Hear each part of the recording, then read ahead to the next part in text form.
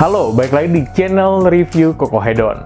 Kali ini gue bakal bahas perjalanan gue waktu pergi ke Osaka, Nara, dan juga Kyoto. Wah, 3 tempat ini memang wajib banget kita kunjungin waktu pergi ke Jepang. So, buat kalian yang pengen tahu tips and triknya, nonton video ini sampai akhir ya. Eits, jangan lupa like dan juga subscribe dulu. Yuk, kita nonton bareng-bareng 3 tempat ini.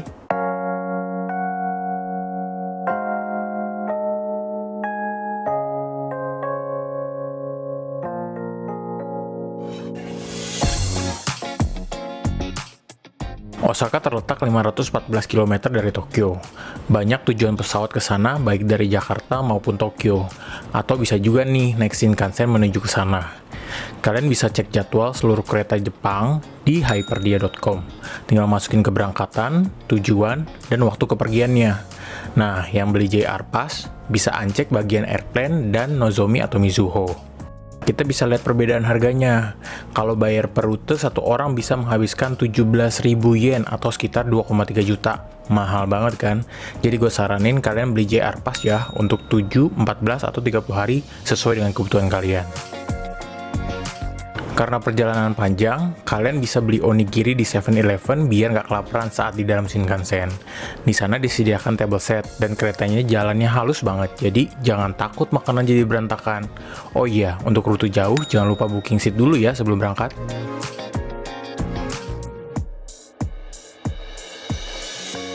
Sesampainya di Osaka, udah lumayan sore. Jadi kita langsung menuju Osaka Castle.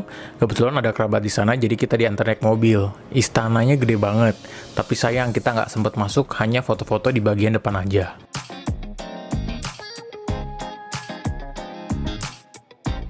Malamnya kita pergi ke Dotonbori, yaitu tempat yang must visit banget kalau kita di Osaka. Di sana lagi sepi banget. Kalau biasanya rame dan susah untuk foto-foto, mungkin karena corona jadi sedikit turis yang datang hari ini.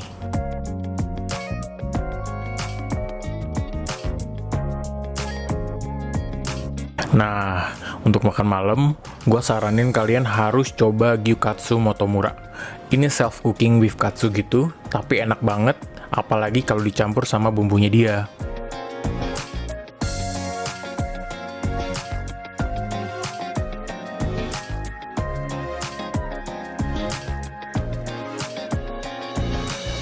Besok paginya kita ke Dotonbori lagi, mencari cemilan wajib yaitu takoyaki. Banyak banget yang jualan di sana. Mau merek apa aja pasti enak dan isinya juga banyak.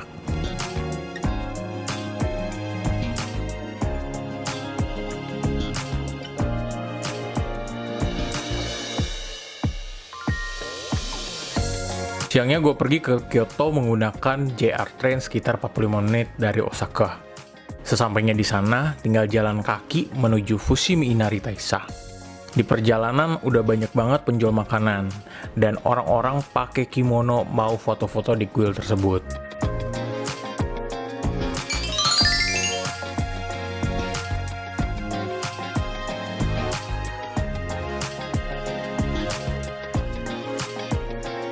Di sana banyak orang menggantung doa, baik untuk ujian, jodoh, ataupun pekerjaan. Oh iya, di sana juga ada patung rubah, karena nama Inari sendiri dari dewa rubah, yaitu dewa padi yang melambangkan kesuburan dan kemakmuran.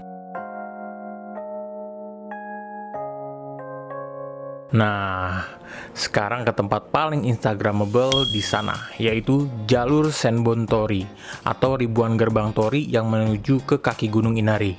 Panjang banget gerbangnya dan cantik dengan warna orange. Dan di balik gerbangnya terdapat banyak tulisan Jepangnya juga loh.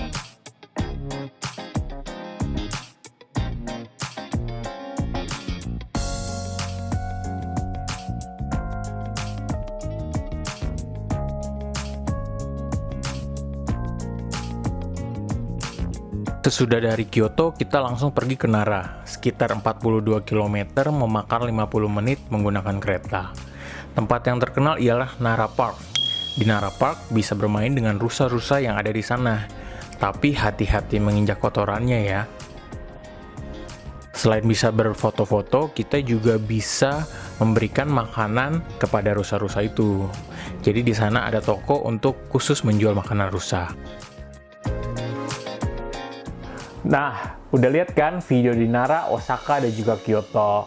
Memang agak beruntung karena pergi ke sananya lagi sepi-sepinya nih. Jadi bisa foto di mana aja, bisa jalan-jalan dan videoin kemana aja.